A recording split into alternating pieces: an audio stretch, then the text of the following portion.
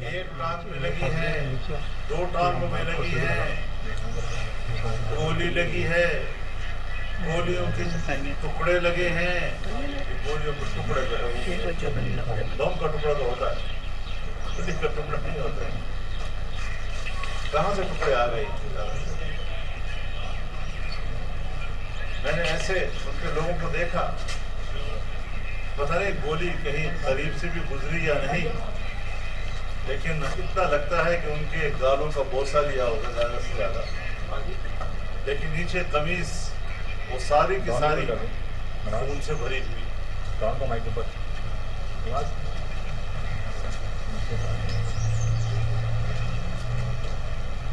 تو جس طرح برادران یوسف نے یوسف علیہ السلام کی قمیص کو جھوٹا خون لگایا تھا، یہاں بھی کچھ ایسے ہی منظر ہمیں لگ رہا تھا۔ پہلی مرتبہ پتہ چلا ہے کہ پنڈلی میں بھی شارگ ہوتی ہے، کیا ڈرامے ہیں ڈاکٹروں کے اپنے بیانات میں تضاد ہیں۔ کسی ہسپتال میں جانے کو تیار نہیں، یا تو 5-6 دنوں میں مشکل سے لاہور سے گجرانوالے پہنچتا ہے، اور یا جب گولی لگتی ہے تو اتنی تیزی سے دوڑتا ہے کہ 1 گھنٹے میں لاہور، قریبی ہسپتال بھی نہیں۔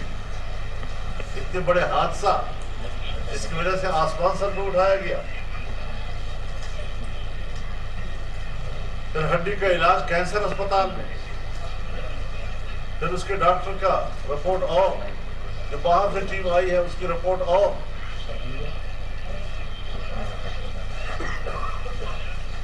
واقعہ پنجاب کی سرزمین پہ، سیکورٹی پنجاب گورنمنٹ کی،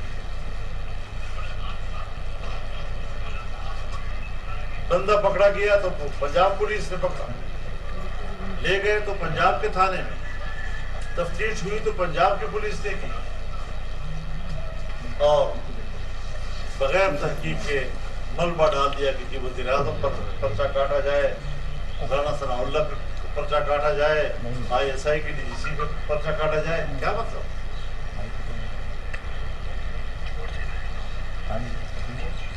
کس طرح آپ الزام لگا سکتے ہیں؟ اس طرح تو عام دیہاتوں میں کوئی شاید اس طرح عام لوگ ہوتے ہیں ایک دوسرے کے خلاف دعوے داریاں فوراً کر دیتے ہیں، اس طرح تو وہ بھی نہیں کرتے۔ ایسی گفتگو جو کوئی عام شہری بھی شاید اس کو قبول نہ کرے، یہ ہمارے ملک کا ایک وزیر اعظم جو رہ چکا ہے اور منصب کو استعمال کر رہا ہے، اس قسم کی گفتگو وہ کرے۔ کچھ تو سمجھنے کی ضرورت ہے معاملے کو، اتنے غیر سنجیدہ ہو گئے ہم لوگ، ہمارا عام شہری بالکل غیر سنجیدہ ہو گیا ہے، کنفیوز کر دیا ہے سب لوگوں کو کہ ہم کر کیا رہے ہیں اور ملک میں ہو کیا رہا ہے۔ میرے خیال میں اس ایکٹنگ میں تو اس نے شاہ رخ اور سلمان خان کو پیچھے چھوڑ دیا، کوئی اداکار بھی اس طرح ایکٹنگ نہیں کر سکتا جس طرح اس نے ایکٹنگ کر کے دکھائی، اور اس کو سچ بھی ثابت کرنے کی کوشش کر رہا ہے۔ کبھی دوڑ کے چلتا ہے، کبھی زخمی کے اوپر پلستر ڈالتا ہے اور لمبا پہنے، کون سا طریقہ ہے؟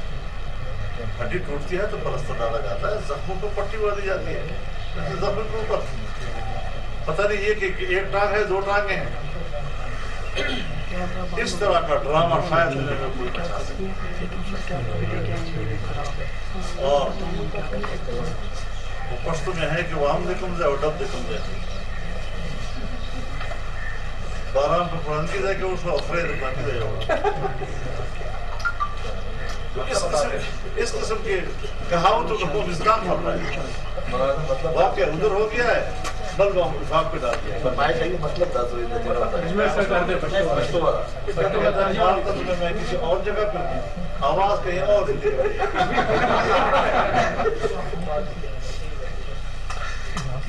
تو اس قسم کی ڈرامے بازیاں سمجھ میں نہیں آئی،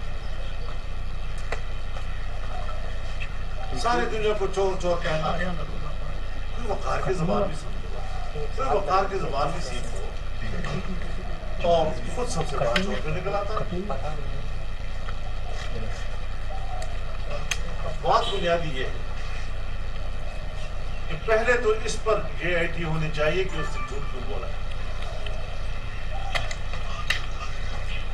پہلے اس پر JIT ہونی چاہیے کہ اس نے جھوٹا خط کیوں لہرایا تھا. پہلے اس پر JIT ہونی چاہیے کہ اس نے ایک ریاستی راز کو جو اس طرح تشتبام کیا اس کو جھوٹ بنا کے غلط معنی پہنا کے غلط پیغام سے اس کو وابستہ کر کے کیوں لہرایا اسے. کس کس بات کو رویا جائے, کس کس جھوٹ کو رویا جائے, سمجھ میں بات نہیں آئی. بنیادی چیز یہ ہے کہ اب اس طریقے سے معاملات نہیں چلیں گے. لانگ مارچ ناکام ہو چکا ہے, ٹھس ہو چکا ہے, اب دوبارہ تشکیل نہیں دیا جا سکتا. اور شاید ڈرامے کے بعد کچھ ہمدردیاں, ڈرامے سے پہلے شاید کچھ ہمدردیاں ہمیں بھی ہو جاتی ہیں کہ بھئی یہ واقعہ ہو گیا ہے اور اس کے ساتھ نرمی ہونی چاہیے, تم نے وہ مواقع بھی گنوا دیے. اب حکیم ثناءاللہ بھی اس سے کہیں ذرا طاقتور نسخہ بنا کے بیٹھا ہوا ہے. سوال ہی پیدا نہیں ہوتا کہ آپ اسلام آباد میں آ سکیں. اور میں اپنی حکومت کو اور وزیر اعظم پاکستان کو کہنا چاہتا ہوں کہ کسی طریقے سے کوئی نرمی نہیں نکالی, ڈٹ جانا ہے اور پاکستان کی سیاست اور پاکستانی قوم کے ساتھ اس طرح کا کھلواڑ کرنے کی اجازت کسی کو بھی نہیں دی جا سکتی. انشاءاللہ مقابلہ کریں گے اور یہ کوئی چیز اب نہیں رہے. انشاءاللہ مزید پوری طرح مقابلہ ہوگا اور کوئی رعایت ان کو اب نہیں دی جائے گی. اور ان کو بتا دینا چاہتا ہوں کہ یہاں زمین بہت سخت گرم ہے, تمہارے طلبے اس زمین کو برداشت کرنے کے قابل نہیں رہتے. جس طرح آپ نے بھی کہا کہ ان کو جو ہے اسلام آباد آنے نہیں دیا جائے گا, ان کی حکومت میں آپ یہاں پر آئے تھے, آپ نے لانگ مارچ کیا تھا, انہوں نے تو کچھ نہیں کیا تھا. دوسرا سوال میرا یہ ہے کہ آپ نے ماضی میں کہا کہ عمران خان کی حکومت کے پیچھے اداروں کا ہاتھ ہے, اب وہ آپ پہ الزام لگا رہا ہے کہ اس حکومت کے پیچھے اداروں کا ہاتھ ہے. اس میں دونوں بڑی واضح چیزیں. ہم نے لانگ مارچ کا اعلان کیا, جہاں پر انتظامیہ نے ہمیں کہا ہم وہیں رکے. کراچی سے لے کر, کوئٹہ سے لے کر, چترال سے لے کر, گلگت سے لے کر, گوادر سے لے کر, جہاں جہاں سے قافلے آئے, راستے میں ایک مسافر پاکستان کو بتا دے کہ اس کے سفر میں اس کو کوئی خرچ نہیں, کوئی بس رکی ہو, کوئی گملہ ٹوٹا ہو, کوئی پتا گرا ہو. اور یہاں پر ہم آئے, 15 دن رہے, جس نظم و ضبط کے ساتھ پولیس کی یہاں پر جو ڈیوٹیاں تھیں وہ ریلیکس ہو گئے.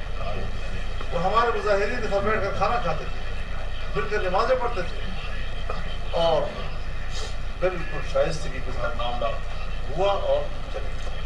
اس کے بعد یہ آئے, کورٹ نے کہا کہ ان کو آنے دو. حالانکہ ان کے عزائم کا جب حکومت کو پتہ چل جاتا ہے, انٹیلیجنس رپورٹیں آ جاتی ہیں, تو حکومتیں انٹیلیجنس رپورٹوں پر پھر پالیسی اور حکمت عملی بناتی ہے. سو ہم نے حکمت عملی بنائی, لیکن کورٹ نے کہا کہ نہیں آنے دو. کورٹ کے آنے پر آئے, جو جگہ ان کے لیے مختص کی گئی, کیا وہ وہاں رکے؟ کیا وہ آگے نہیں بڑھے؟ کیا وہ ڈی چوک پہ نہیں آئے؟ کیا بلیو ایریا کو آگ نہیں لگائی؟ یہ ہوتا ہے فرق. آپ مجھے کہہ سکتے ہیں تو میری پوزیشن یہ تھی, جب ہم ان کو روک رہے ہیں تو ان کی پوزیشن یہ ہے. اور جہاں تک ہے اداروں کی بات, بابا بات ہے صاف, ہماری شکایت اداروں سے تھی کہ آپ اس کی پشپنائی کر رہے ہیں. اس کی شکایت یہ ہے کہ تم نیوٹرل کیوں ہو, تم میرا ساتھ دو. فرق سمجھو ذرا اس بات. اب یہ کہتا ہے کہ آرمی چیف میری مرضی سے بنے. اگر اس طرح مرضیوں سے بننا ہے تو پھر پیپلز پارٹی کا اپنا آرمی چیف ہوگا, پھر مسلم لیگ کا اپنا آرمی چیف ہوگا, پھر ہماری پارٹی کا اپنا آرمی چیف ہوگا. پھر یہ تو عجیب فوج ہوگی. پھر اس قسم کے بے تکے قسم کے آئین سے ماورا باتیں کرنا, مطالبات کرنا, یہ اس کو اپنا خوف نظر آتا ہے. گولی مارنے والی سیاست ہے, اس کو آپ کس طرح دیکھتے ہیں, اور اس گولی مارنے والی سیاست میں آپ اپنے آپ کو محفوظ سمجھتے ہیں؟ دیکھیے مجھ پر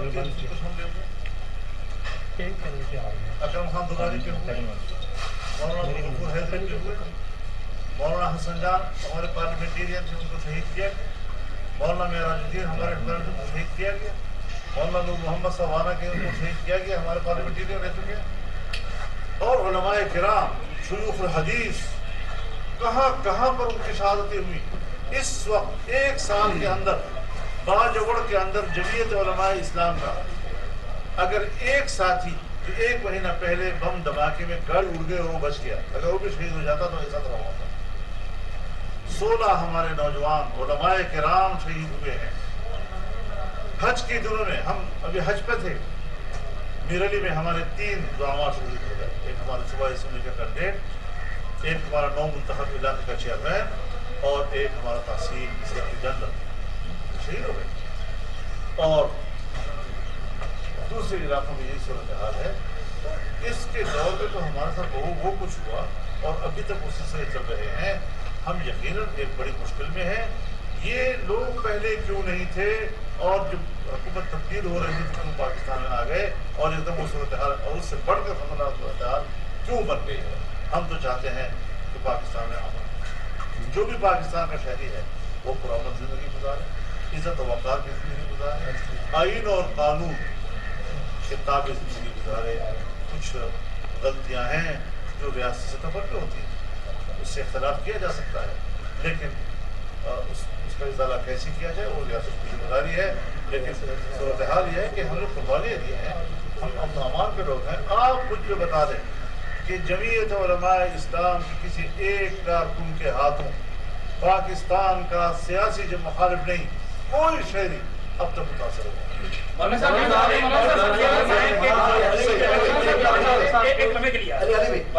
اسی جگہ پہ جب مریم نواز صاحبہ کا دروازہ توڑا گیا تھا کراچی میں, اور آپ نے یہاں پہ پریس کانفرنس کی تھی, سیم اس سے بھی بڑھ کے جو ہے وہ عدم سوادی کے ساتھ ہوا ہے.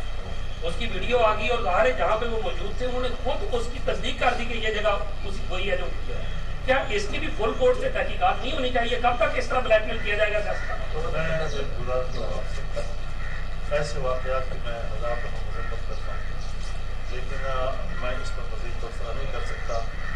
اعظم سوادی کو اپنی حیا کتنی عزیز ہے یا نہیں, لیکن اس کی حیا عزیز ہے. مولانا صاحب یہ بتا دیں, مولانا صاحب سپریم کورٹ کی رضا سے علاج جو ہے وہ متعلق کرائی تھی کہ دفعہ تو کہ دفعہ آپ کی طرف لے کے مولانا صاحب ایک سپریم کورٹ کی ابھی وضاحت آئی ہے, بات تو پوری کر لیں تو. اگر ابے نے اپنی مرضی سے بقائی میں ہوش و حواس برضا و رغبت اپنے نکے کو آگ کر دیا ہے تو میں کیا کر سکتا ہوں؟ اسٹیٹمنٹ آئی ہے سپریم کورٹ کی, مولانا صاحب اسٹیٹمنٹ آئی ہے سپریم کورٹ کی. یہ جو ابھی معاملہ تھا اعظم سوادی والا, سپریم کورٹ کی جانب سے جو وضاحت آئی ہے اس میں یہ کہا گیا ہے کہ جو سپریم کورٹ رجسٹری ہے راجی سے کورٹ جانا ہے وہاں پہ اعظم سوادی کبھی رہی نہیں. ایک تو یہ اسٹیٹمنٹ ابھی آئی ہے سپریم کورٹ کی جانب سے وضاحت آئی ہے. دوسری بات یہ بتائیں کہ اس وقت جو ملک کی صورتحال ہے, عمران خان صاحب نے ڈرامہ یہ ہے کچھ کیا, لیکن ان کی معیشت کو نقصان ضرور ہے, پولیٹیکل انسٹیبلٹی ہے, اور الیکشن کی طرف بھی 8 سے 10 ماہ کے بعد جائیں گی, تو ملک سروائو کیسے کرے گا؟ اگر خان کو ایک سائڈ پہ یہ حکومت کے ساتھ تبدیل, اس کا ایجنڈا ملک کی معیشت کو تباہ کرنا تھا. یہ حکومت سے نکل گیا تب بھی اس کا ایجنڈا جو ہے وہ ملک کی معیشت کو تباہ کرنے کا ہے. یہ جو کچھ کر رہا ہے اپنے نامکمل ایجنڈے کی تکمیل کے لیے کر رہا ہے. مولانا صاحب خیبر پختونخوا میں آپ کی ڈیمانڈ ہے کہ وہاں پر گورنر لگایا جائے, اور ابھی تک گورنر نہیں ہے وہاں پر. گورنر نہ لگنے کی وجوہات کیا ہیں؟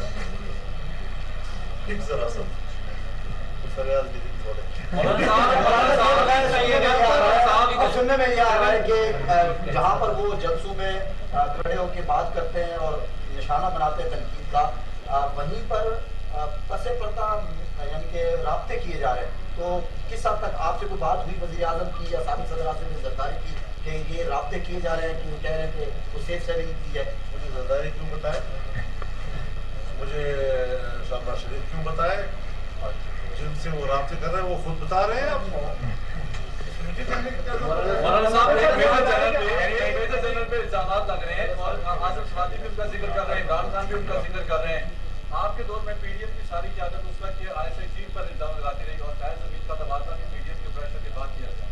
आप क्या कहेंगे कि इस तरह के वाक़यात आपने तो सही है, आप अपोजिशन में तो इस तरह होता था। मैं बड़ी वजाहत के साथ कहना चाहता हूँ, हमारे मुल्क में मैं कोई इंडिया की फौज की बात नहीं कर रहा, मैं अपनी पाकिस्तान की फौज की बात कर रहा हूँ। उसका मेरे साथ रिश्ता है, वो मेरी फौज है, मैं पाकिस्तानी शहरी हूँ, वो मेरी फौज है।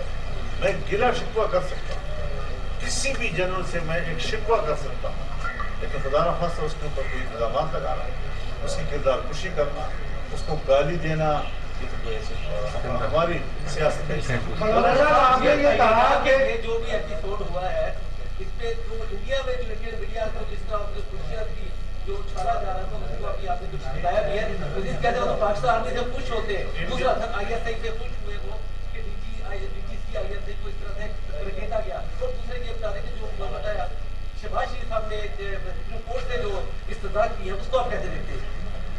ये कहना चाहता हूँ कि हिंदुस्तान के सुना है कि अदाकार बड़े टॉप दर्जे के अदाकार, वो अपने अदाकारों की एक्टिंग से इतने शायद इंजॉय नहीं किया होगा उन्होंने जितना कि आज हमारे इस एक्टर की एक्टिंग से उसने इंजॉय किया।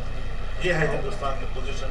इससे ज़्यादा इंजॉयमेंट जो है इंडिया के लोगों की और उनके इदारों में और नहीं हो सकती। मौलाना साहब आपने कहा, जहाँ तक है फरीद साहब की बात मैंने आपसे अर्ज किया कि जब वो वापस आएंगे तो इस पर होगी, क्योंकि मेरे इल्म में अभी तक नहीं है, वो अभी आदमी से बाहर गए हुए हैं।